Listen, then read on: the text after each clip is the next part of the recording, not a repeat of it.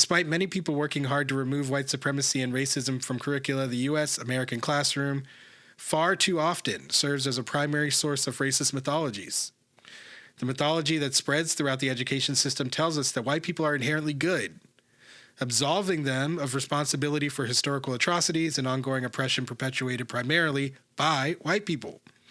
It exculpates white individuals and historical figures from the moral and ethical standards rigorously applied to people of color, who are most often juxtaposed as inherently bad, evil, and unworthy. This approach is necessary to maintain the mythology of white supremacy. I love how you explain that because one phrase that I use a lot on the show is the mechanisms of white supremacy.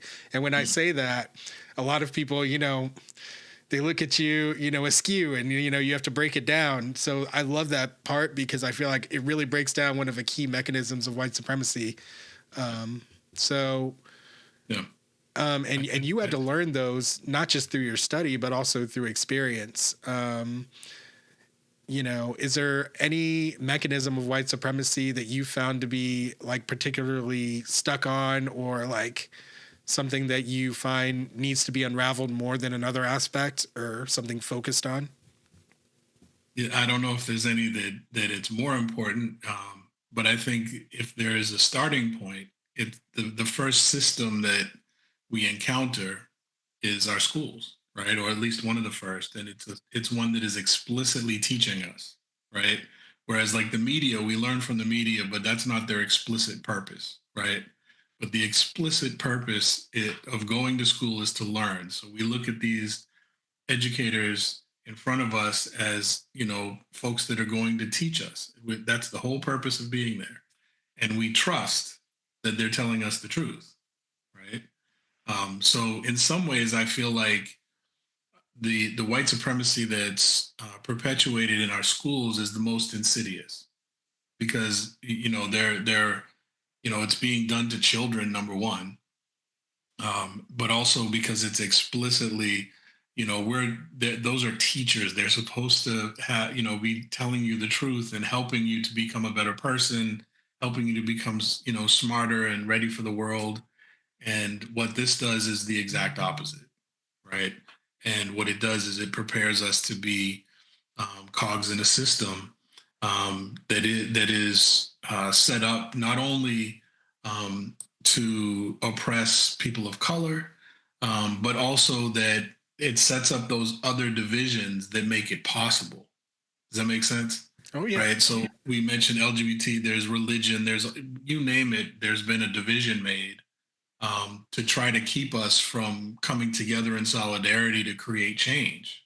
Right. And there's interesting historical events that have happened. And I talk about some of them in the book, and how, from my perspective, when I look at the history of what changed, when there were white folks that were indentured and indigenous folks that were fighting against colonization, and there were enslaved folks that were fighting for freedom, when they came together to fight a common oppressor, there were decisions made to provide what I call privilege scraps to the white folks, to those that were deemed white, right? And they were the first American sellouts, right? They said, whoa, I can get a little bit of this privilege, right? And that makes me different and better.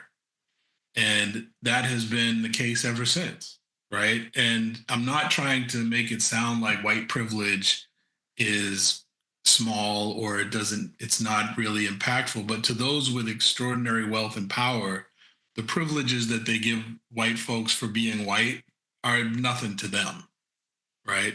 They certainly matter, but to them it's like, oh, we'll give you these little scraps, and over time they've become a little more, but that's all it is. They're scraps to them, just to keep us from coming together and saying, hey, we have a common problem here and we should work against it.